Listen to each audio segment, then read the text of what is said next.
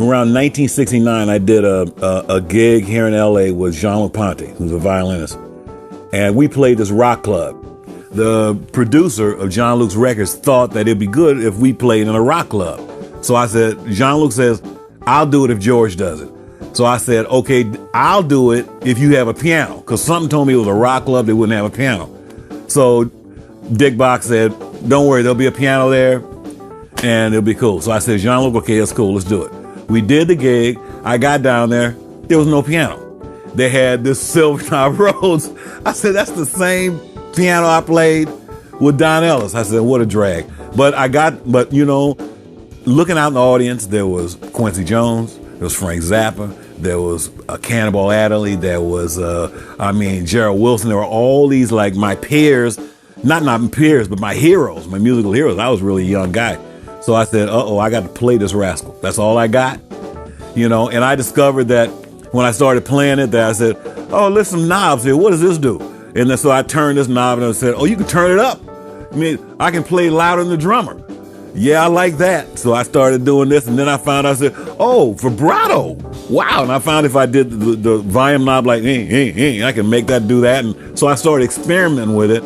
And Frank Zappa was happened to be there that night. So I started playing with my legs.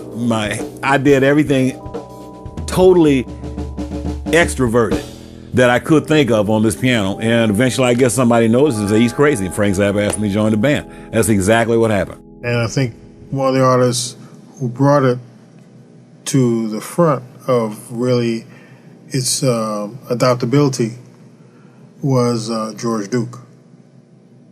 Because he kind of put the funk in the Rhodes.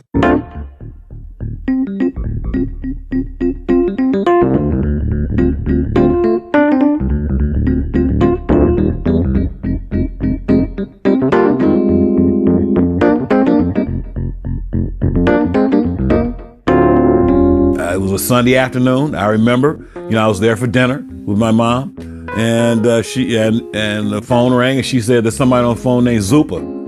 I said, Zappa? Who the hell is Zappa? So, Zappa. He's had a lot of praise and a lot of accolades in his life, but he's underrated to me.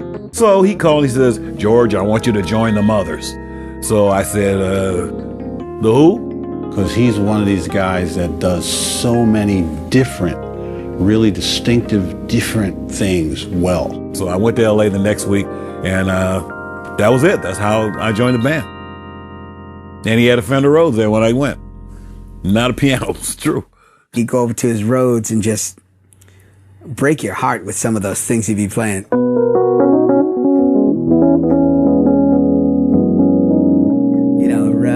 He was just, whew, George. Return to Forever. I was in Pori, Finland when I first met Stanley Clarke, by the way.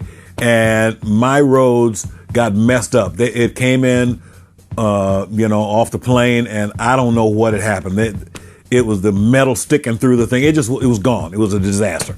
So I asked Chick if I could use his piano. I didn't know Chick at the time.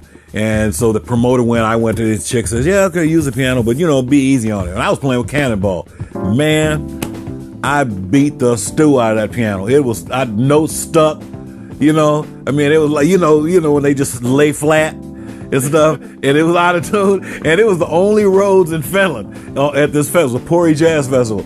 And so Chick was pissed off at me. So Chick, man, he had to play with Return to Forever with 4 or 5 keys, generally, kind of sporadically placed across keyboards, not working. He was livid. I said, I'm sorry. I was apologizing. Says, anything I can do, I got to hold it up for you while you're playing. And then, yeah, I beat it up. That was a terrible story, but that's a true story. That was my first introduction to Chick. I hope he doesn't remember it, but it's true. Oh, I don't remember that. Oh, George's gonna be happy that you don't remember that. Even if I did, are you kidding? How could I? Yeah. George. Yeah. I love George.